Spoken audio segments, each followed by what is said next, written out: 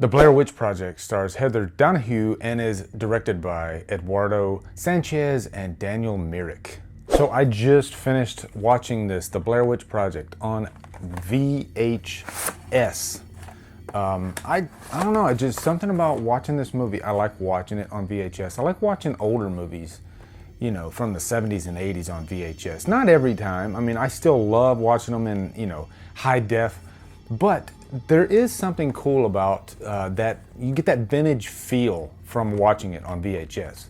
So yeah, there's my little heart for VHS. Anyway, we're gonna talk about the Blair Witch Project. We're gonna talk about the mythology, the legend of the Blair Witch. We're gonna talk about found footage movies. This is gonna be a lot of fun. And I had been planning on doing this before I did my review for the new Blair Witch movie. As a matter of fact, I gotta give a shout out, Ian Bulaklak, good friend of mine. He said, hey, why don't you review the original before you do, I guess, the sequel?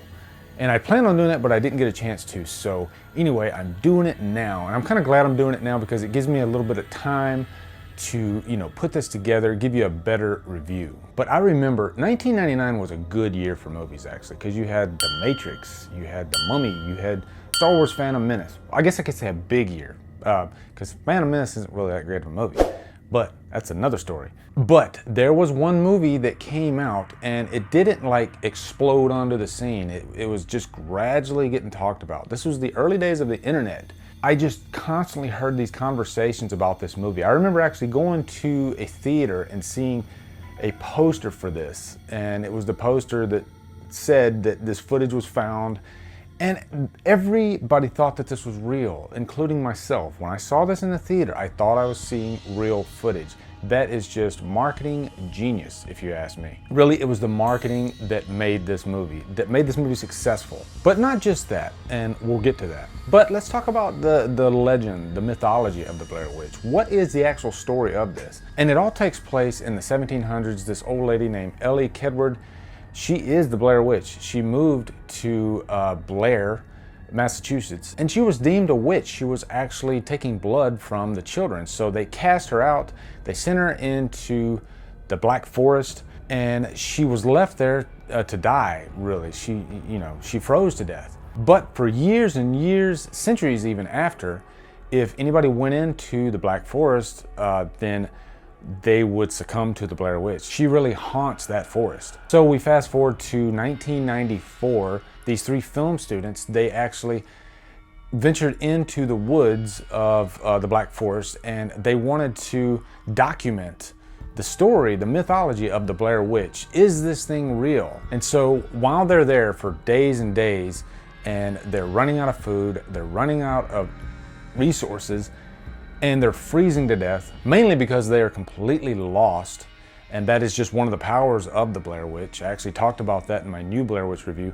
The Blair Witch gets in your mind. She makes you see things that aren't there. You hear all these noises in the woods, and they are completely petrified by the end of this thing. And eventually, you know, they die. And so what we were led to believe was that this footage was actually found and released to the public via the internet. Now, it's really interesting, just as interesting, the making of this movie as the actual movie itself. These three young people, they were sent into the woods. They were given rations, less and less rations every day. So a lot of the performances you see on screen are authentic. They feel real. And also, they weren't given a direct script. They were really just given, you know, checkpoints and things to react to along the way. So most of the reactions you see in this movie are real. They are authentic. They even thought that there was a mythology of the Blair Witch, and it was actually made up by the filmmakers. And that is why this thing worked so well. I think if you had given a group of actors an actual script to work with, and they would have had to, you know, stick to these lines, it wouldn't have worked as well. Yes, these were actors, but I believe there's a difference between acting and reality. And the way they were acting in this movie, it felt real. It felt like real people talking. And B, a lot of the things that they were seeing were complete surprises. So the reactions, again, are real. Now, the Blair Witch Project isn't the first found footage movie. There is Cannibal Holocaust and there is The Last Broadcast. But none of those movies had the impact that this movie did. This movie actually set the record for highest profit margin. It was made for, I am guessing, around $25,000 to $60,000, and it ended up making over 150 million. Previous record for that was Halloween. So that gives you an idea of, you know, how big of a movie this was. It was exciting, honestly. I always love these I call them cultural phenomenon movies. And Blair Witch was definitely one of those movies that had everybody talking. It was in theaters for months and months. I believe it got to the #1 spot after being in theaters for months, which was just a shock. Movies do not do that. They didn't do it then, and they don't do it now. But to me, it's different than most found footage movies, especially movies today, including the sequel. Everything feels polished today. There feels like a formula. There's, I guess, a 3-act structure there. Everything just feels more like a package deal, you know, it's put together. And a lot of found footage movies, in my opinion, are pretty bad. I haven't seen this movie in ages, and I forgot how authentic it looks. And when you watch it, it really feels like 3 kids holding a camera, not really knowing what they're doing. I mean, they're students. It's all there on the screen. It feels like a documentary more than a found footage movie. But what really works so well about this movie is the tension. The first day, they feel, you know, normal. They're happy. They're excited about this little journey. They're interviewing the townspeople of Burkittsville.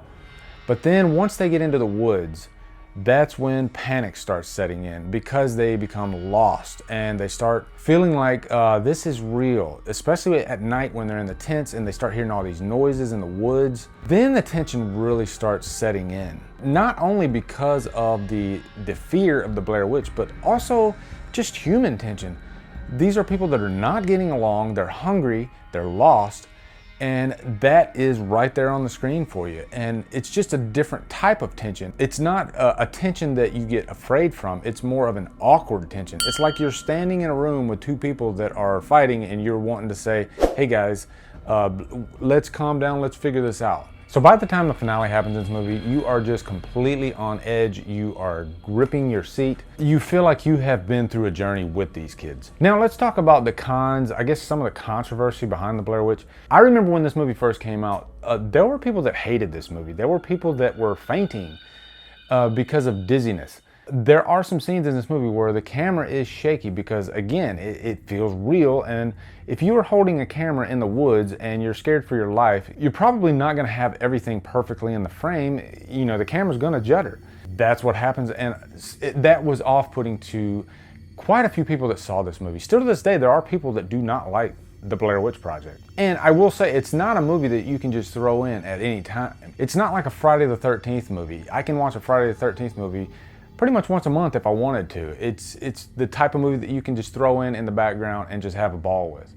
Whereas the Blair Witch Project, it's not that. It feels like an ordeal. When you're done with it, you feel exhausted. But guys, I will say, if you are a horror fan and you like movies that are kind of the first of their genre, I'd say the Blair Witch is a great movie to own in your collection. It's also still, I think, one of the best found footage movies out there.